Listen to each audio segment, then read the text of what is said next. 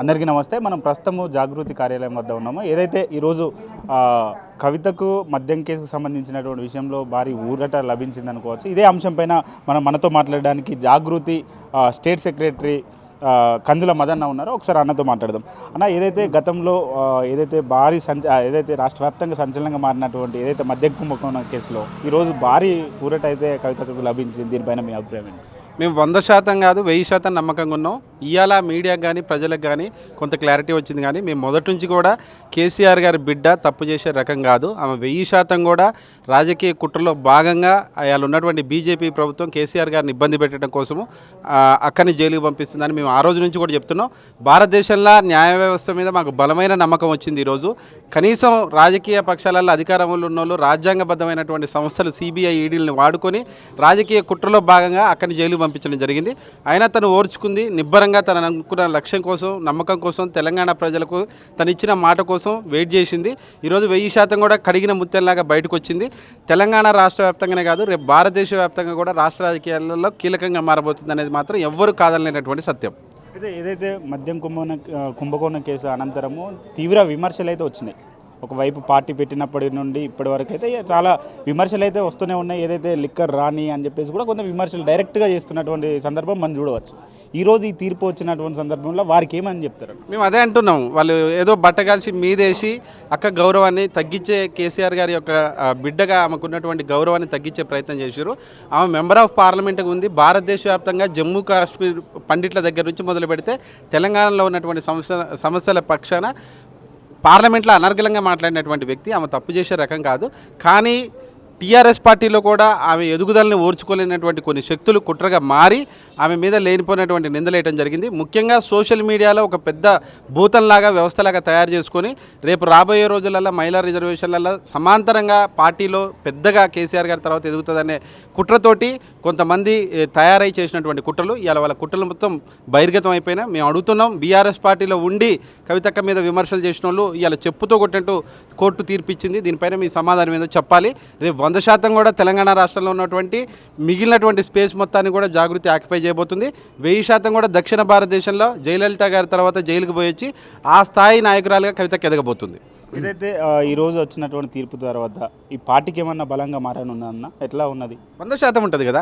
ఒక ఎలిగేషన్ చేయడానికి లేనటువంటి వ్యక్తిని అనుకోకుండా తీసుకుపోయి 5 నెలల పాటు తీఆర్ జైల్లో పెట్టి లిక్కర్ స్కామ్ చేసిన అని చెప్పేసి మురిసిపోయినటువంటి బీజేపీ పార్టీ అదే రకంగా దేశవ్యాప్తంగా ఎదుగుతున్నటువంటి అరవింద్ కేజ్రీవాల్ లాంటి వాళ్ళని కూడా ఇది కేసులో ఇరికిచ్చి దేశంలో మేము తప్ప ప్రత్యామ్నాయం ఎవరూ ఉండొద్దని చెప్పేసి కుట్ర చేసినటువంటి బీజేపీ పార్టీ ఇలా తేటతెల్లం అయిపోయింది. ఇప్పటి వరకు జరిగినటువంటి ఈడీ సిబిఐ కేసులో ఎక్కడ కూడా 1% శిక్షలు పడ్డటువంటి చరిత్ర లేదు. ఇలా కవితక్క కడిగిన ముత్యంలాగా 1000% బయటకు వచ్చింది.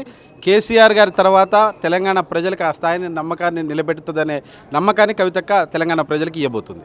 ఇదే అంశంపైన ఏదైతే గతంలో కాంగ్రెస్ పార్టీ కావచ్చు, బీజేపీ పార్టీ కావచ్చు, ఇప్పుడు మీరు బీఆర్ఎస్ నుంచి విడిపోయిన తర్వాత బీఆర్ఎస్ కావచ్చు, పదే ఏదైతే లిక్కర్ స్కామ్ గురించి తీస్తూ తను భారీ కుంభకోణం చేసిందని చెప్పేసి చెప్పిండ్రు. అనేక మీటింగ్లలో కూడా డైరెక్ట్గా వాళ్ళ ప్రసంగాలు అయితే ఉన్నాయి. ఈరోజు తీర్పు వచ్చిన అనంతరం ఆ బీఆర్ఎస్ పార్టీ కావచ్చు, ఏదైతే బీజేపీ కావచ్చు, కాంగ్రెస్ పార్టీ కావచ్చు, మీరు సూటిగా ఏం చెప్తారు? అదే సమర్థత, తెలంగాణలో సమర్థవంతమైన నాయకత్వాన్ని ఎప్పుడైనా కానీ వాళ్ళ సమర్థత దెబ్బతీయటం కోసం ఇలాంటి కుట్రలు చేయడం అనేది జరుగుతుంది. అలా కేసీఆర్ గారు కేంద్రంలో ఉన్నటువంటి నరేంద్ర మోడీ గారిని లెక్క చేయకపోవటము, రాష్ట్రము కేంద్రంలో ఏ రాష్ట్రంలో లేనటువంటి గ్రోత్ అనేది ఒక రకంగా ముందుకు పోవటము, జీర్ణించుకోలేనటువంటి వ్యవస్థలో ఆయనకి బిడ్డంటే ఉండేటటువంటి గౌరవాన్ని, ఆయన మానసిక స్థైర్యాన్ని దెబ్బతీయటం కోసము జాతీయ పార్టీలు అన్నీ కూడా ఏకమైపోయి చెప్పేసి తీసుకుపోయి కవితక్కని జైల్లో వేయడం జరిగింది. మాట్లాడిన వాళ్ళు ఇవాళ సమాధానం చెప్పాలని మేము అడుగుతున్నాం. కోర్టు క్లియర్గా చిన్న 1% కూడా తప్పు చేయలేదు, తను నిర్దోషి అని చెప్పి కోర్టే సిబిఐ ఈడీల మీద ఎక్కుపెట్టి తిట్టినటువంటి సందర్భంలో ఈరోజు నోరు బారేసుకొని కొంతమంది అయితే మరీ మెంబర్ ఆఫ్ పార్లమెంట్ ఉన్నటువంటి అరవింద్ లాంటి వాళ్ళు అయితే నోరుకు అద్దు లేకుండా మాట్లాడినటువంటి ఉన్నవి. ఆమె ఓర్చుకుంది. ఇలాంటివి సహజమే. భారతదేశ రాజకీయ చరిత్రలలో జైలుకు పోయి వచ్చిన వాళ్ళందరూ కూడా చాలా వరకు ముఖ్యమంత్రులు అనేటువంటి సందర్భం ఉంది. అంతకంటే బలమైనటువంటి తక్కువ సమయంలోనే తను నిర్దోషిగా ప్రూవ్ చేసుకుని వచ్చింది. కాబట్టి 1000% కూడా తెలంగాణ రాష్ట్ర రాజకీయాలలో జాతీయ పార్టీలు కానీ రాష్ట్రంలో ఉన్నటువంటి ప్రాంతీయ పార్టీలని కాదనుకొని నిలబడగలే సత్తా కవితక్కకు ఉందనేది అర్థమైపోయింది. ప్రజలకి ఇలా మేము ఇక వాయు వేగంతో వెళ్ళిపోతాం, మమ్మల్ని ఆపే ధైర్యం కానీ ఏ పార్టీ కూడా ఉండబోదని కూడా మేము చెప్తున్నాం. ఏదైతే ఈ కేసుకు సంబంధించి బీఆర్ఎస్ అలానే బీజేపీ ప్రధానంగా ఎవరు కుట్ర ఉండవచ్చు అన్న ఈ కేసులో? 100% బీజేపీ కుట్ర చేసినటువంటి సందర్భం చేసింది. కానీ బీఆర్ఎస్ పార్టీ కూడా ఈ స్థాయి నిందల్ని తిప్పికొట్టడంలో మాత్రం ఫెయిల్ అయింది. నిందనేమో కవితక్క మీద వేసింది, లబ్ధేమో ప్రాంతీయంగా ఉన్నటువంటి నాయకత్వం పొందింది. ఈ అంతర్గత పోరులో భాగంగా కవితక్క జరిగినటువంటి అన్యాయాన్ని ఆమెకు మద్దతుగా ఉండటంలో మాత్రం బీఆర్ఎస్ పార్టీ 1000% ఫెయిల్ అయింది. తనే కష్టాన్ని మీదేసుకుంది. తను ఎప్పుడు కూడా తను చేసినటువంటి త్యాగాన్ని బయట తెర వెనక ఉండి మూసినటువంటి సందర్భం ఉంది. ఇవాళ వాళ్ళ కుట్రలేందో బయటకు వచ్చినాయి. నిన్న మొన్నటి దాకా కూడా పిచ్చి కుక్కలు మురిగిన వాళ్ళని మేము బీఆర్ఎస్ పార్టీ ఉన్న వాళ్ళని ఇలా అడుగుతున్నాం. ఇలా కోర్టు క్లీన్ చిట్ ఇచ్చింది. మరి నిన్నటిదాకా మీరు మాట్లాడినటువంటి మాటల వెనక ఉన్నటువంటి వ్యక్తులు ఎవరు, వాళ్ళ నేపథ్యం ఏంది, వాళ్ళు చేసినటువంటి స్కామ్ల పైన ఇప్పుడు మేము పెద్ద ఎత్తున పోరు చేయబోతున్నాం. ఇక వాళ్ళు తట్టుకోవడానికి ఎదురుదాడికి సిద్ధంగా ఉండాలని కూడా కోరుకుంటున్నాం వాళ్ళని. ఓకే అన్న, భవిష్యత్తు కార్యాచరణ ఎలా ఉండబోతుంది, అంటే ఈ పార్టీ కార్యాచరణ ఎట్లా ఉంటుంది? ఈరోజు పెద్ద ఎత్తున అభిమానులు అయితే జాగృతి కార్యాలయానికి అయితే చేరుకుంటున్నారు. భవిష్యత్తు కార్యాచరణ ఎట్లా ఉండబోతుంది? ఈరోజు ఏదైతే ఊరట అయితే లభించింది, భవిష్యత్తులో ఎలా ఉండబోతుందన్న? భారతదేశంలో ఉన్నటువంటి అన్ని రాష్ట్రాల్లో ఉన్నటువంటి అసమానత లేని సమాజం కోసము సామాజిక న్యాయమే ప్రధాన ఎజెండాగా జాగృతి అనే సంస్థ, యూపీఎఫ్ అనే సంస్థను పెట్టి బలహీన వర్గాలకు రిజర్వేషన్ల పెంపుకై పోరాటం చేయబోతున్నాం. 1000% కూడా అన్ని కులాలు రాజకీయంగా ఎదుగుదల కోరుకునే విధంగా పార్టీ మేనిఫెస్టో అనేది ఉండబోతుంది. కవితక్క 100% కూడా ఆషామాషిగా చిన్నగా ఆలోచించేటటువంటి వ్యక్తి కాదు. ఇన్నేళ్లు చేసినటువంటి ప్రభుత్వాలు, గతంలో కాంగ్రెస్ కావచ్చు, మొన్న చేసినటువంటి బీఆర్ఎస్ కానీ ఎక్కడైతే విఫలమైందో, ఏ సామాజిక వర్గాలకైతే న్యాయం చేయలేకపోయినామో, ఏ సామాజిక వర్గాలకి న్యాయం చేయడం ద్వారా భారత రాజ్యాంగాన్ని పూర్తి స్థాయిలో మనం ఇంప్లిమెంట్ చేయగలుగుతాం అనేది ఆలోచనతో చేయబోతున్నాం. 1000% కూడా రాబోయే రోజులలో బలహీన వర్గాలకు పెద్దపీట అయిపోతున్నాం. మహిళలకు కానీ యువతకు కానీ ఏ పార్టీ అయినటువంటి అవకాశాలు అందిపుచ్చుకోబోతున్నాం. జాగృతి అనే సంస్థ ద్వారా ఒక కొత్త చరిత్ర మాత్రము 1000% నిర్మించబోతున్నాం. అది మాకు ఇవాళ వచ్చినటువంటి ఈ క్లీన్ చిట్ తోటి మేము అనుకున్నటువంటి సమయం కంటే కూడా తొందరగా కూడా పూర్తి చేయగలిగిన నమ్మకంతో ఉన్నాం. 100% కవితక్క నాయకత్వంలో తెలంగాణ రాష్ట్రంలో అతిపెద్ద రాజకీయ శక్తిగా ఎదగబోతున్నాం. మనతో పాటు ముస్తఫా, ఒకసారి అన్నతో మాట్లాడదాం. అన్న, ఏదైతే ఈరోజు మనం చూసుకున్నట్లయితే కవితకైతే భారీ ఊరటైతే లభించింది. గతంలో అనేక విమర్శలు, అనేక ప్రతిపక్షాలను ఏదైతే కాంగ్రెస్ పార్టీ కావచ్చు, బీజేపీ పార్టీ నుంచి తీవ్రమైన విమర్శలు వచ్చినటువంటి నేపథ్యం మనం చూడవచ్చు. ఈరోజు ఎట్లా భావిస్తున్నారు? ఇది ఒక మంచి శుభపరిణామంగా మేము భావిస్తున్నాము. ముందుగానే రంజాన్ వచ్చింది, మేము రంజాన్ శుభాకాంక్షలు తెలియజేస్తున్నాం. ఎందుకంటే కవితక్క ఏది చేసినా కూడా పగడ్బందీగా నిజాయితీ పరురాలు. అప్పటి నుంచి ఆమె తెలంగాణ ఉద్యమం సమయం నుంచి ఇప్పటి వరకు కూడా మంచిగానే ఉద్యమాలలో పార్టిసిపేట్ చేసింది. అదేవిధంగా నిజాయితీ గల మారిపేరే కల్వకుంట్ల కవితక్క అని మేము మాత్రం తెలియజేస్తున్నాం. ఏదైతే 5 నెలలు కూడా జైల్లో పెట్టిన అనంతరం దాని నిర్దోషిగా అయితే ప్రకటించారు. ఈ 5 నెలలు జైల్లో పెట్టి ఆమె తీవ్రంగా ఏదైతే ఒత్తిడికి లోన్ చేసిళ్ళు, అసలు కవితను ఒత్తడానికి ప్రయత్నం చేసిళ్ళు అని చెప్పేసి కూడా కొంత వస్తున్నటువంటి నేపథ్యం ఎట్లా చూడవచ్చు అన్నది?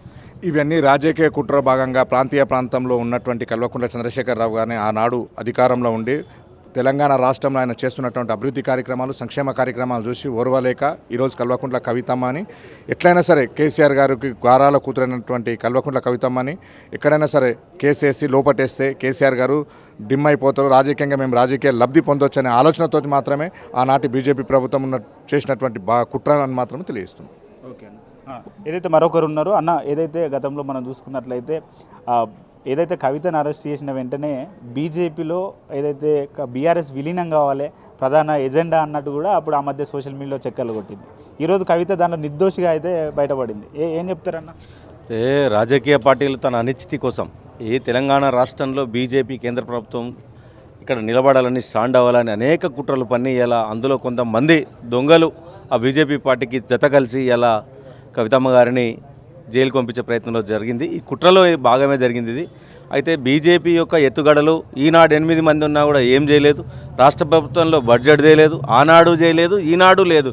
కాకపోతే నామకవాస్తంగా ఉంది అంటే ఉంది, అది అంత మాత్రమే. కానీ ఇలాంటి రాజకీయ విచ్ఛిన్నమైనటువంటి శక్తులు ఎన్ని చేసినా మంచి నేతను ఎప్పుడు ప్రజలు ఆదరిస్తారు. అలాంటి సందర్భంగానే కల్వకుంట్ల కవిత గారు తెలంగాణ ఉద్యమంలో తన కడుపులో పిల్లను, కారులో పిల్లను పెట్టుకొని గ్రామాన తిరుగుతున్నప్పుడు, అనేక ఉద్యమాలు చేస్తున్నప్పుడు తెలంగాణ బతుకమ్మకు మరింత వన్నె తీసుకొచ్చి ప్రపంచవ్యాప్తంగా తన యొక్క వాణిని వినిపిస్తున్నప్పుడు ఈ యొక్క మహిళా శక్తిని ఎదగకుండా చేయాలనే ఆలోచనతోటి దుర్మార్గమైన కుట్రలతోని ఈ నాయకులంతా కుట్ర పన్ని ఆమెను జైలుకు పంపించడం జరిగింది. అంతకుమించి వేరే లేదు. ఇలా నిక్కాసైన లీడర్గా తెలంగాణ మహిళల పక్షాన తెలంగాణ ఆడపడుచుగా ఇవాళ గెలిచి నిలిచినటువంటి కవితమ్మ గారికి శుభాకాంక్షలు తెలియజేస్తూ రాష్ట్ర ప్రజలకు కూడా ముందే హోలీ పండుగ శుభాకాంక్షలు కూడా తెలియజేస్తూ ఉన్నాం. అలాగే అనేక కారణాల చేత అనేక కుట్రలు పన్ని రాష్ట్రంలో ఉన్నటువంటి ఉద్యమకారుల పక్షాన అనేక అవాండాలు వేసినటువంటి రాజకీయ పార్టీలు ఇవాళ ఉద్యమకారులను కావచ్చు అనేక రాజకీయ పక్షాలను హక్కున చేర్చుకొని ముందుకు వస్తున్న తరంలో ఇది చాలా మంచి శుభసూచకం. చాలా ఈ విజయాన్ని చాలా అంగరంగ వైభవంగా రాష్ట్ర వ్యాప్తంగా సంబరాలు చేసుకుంటామని తెలియజేస్తా ఉన్నాను. అయితే మనం చూసుకున్నట్లయితే గతంలో అనేక సార్లు ఈ కేసుకు సంబంధించి కన్నీళ్లు పెట్టుకున్నప్పుడు కూడా కొంతమంది నాయకులు అయితే స్పందిస్తూ ఆమె కపట ప్రేమ ఏదైతే కావాల్సుకొని చేస్తుంది, ప్రజలను నమ్మించడానికి చేస్తుంది అని చెప్పేసి కూడా అన్నారు. ఈ రోజైతే ఈ కేసులో నిర్దోషిగా అయితే బయటపడింది. కాబట్టి అలాంటి వారికి కూడా ఏం చెప్తారు? పాపం తెలుసుకోవాలి ఫస్ట్. కొంత పెయిడ్ ఆర్టిస్టులు మాత్రం ఎక్కడ కూడా పెయిడ్ ఆర్టిస్టులే మాట్లాడారు. వాస్తవానికి కేసీఆర్ కూడా మాట్లాడలేదు. ఎందుకంటే తన కూతురి మీద ఉన్న అభిమానం కావచ్చు, ఆమె మీద ఉన్న ఆమె పని స్వభావం కావచ్చు, చాలా వర్క్ హార్డ్ఫుల్గా చేస్తుంది కాబట్టి ఆమె అనగదొక్కాలని కుట్రలు చేసినటువంటి నాయకులకు ఇలా చెంపపెట్టు. వాస్తవానికి ఇలా మాట్లాడారు అనేక రకాలుగా. ఇక్కడ ఉన్న మహిళా లోకం పనిచేసినట్టు పోయిన లోకం ఇక్కడ పనిచేసిపోయినటువంటి వాళ్ళు కూడా తెలిసో తెలియకో తొందరపడి మాట్లాడారు. వాళ్ళు కూడా చెంపలు వేసుకోవాలి. ఒకసారి ఇలాంటి తప్పుడు ఆరోపణలు చేయకుండా మరొకసారి ఈ రాష్ట్రంలో మహిళా శక్తి కేంద్ర బిందువుగా ఈ రాజకీయాలు నడవబోతూ ఉన్నాయి. రానున్న రోజుల్లో తెలంగాణ ముఖ్యమంత్రిగా కూడా కవితమ్మ గారు కాబోయే అవకాశాలు మెండుగా ఉన్నాయని ఈ సందర్భంగా తెలియజేస్తా ఉన్నాను. Thank you. చూశారు కదా, ఏదైతే కవితకు సంబంధించినటువంటి కేసుకు సంబంధించి ఈరోజు ఊరటైతే లభించింది. ఇదే అంశంపైన జాగృతి నాయకులు స్పందిస్తూ కావాల్సుకునే కక్షపూరితంగా గతంలో కవితక్క పైన తప్పుడు కేసులు మోపారు. ఈరోజు న్యాయం గెలిచింది అంటూ కూడా వారు చెప్పడం జరుగుతుంది. భవిష్యత్తులో కవితక్క నాయకత్వంలో తెలంగాణలో ఏదైతే అధికారంలోకి రాబోతున్నామని చెప్పేసి కూడా చెప్తున్నారు. ఇది ఇలా ఏదైతే ఇక్కడ ఉన్నటువంటి వాతావరణం మనం చూడవచ్చు. చూస్తూనే ఉండండి 4 Sides TV. కెమెరామ్యాన్ సన్నీతో లెనిన్.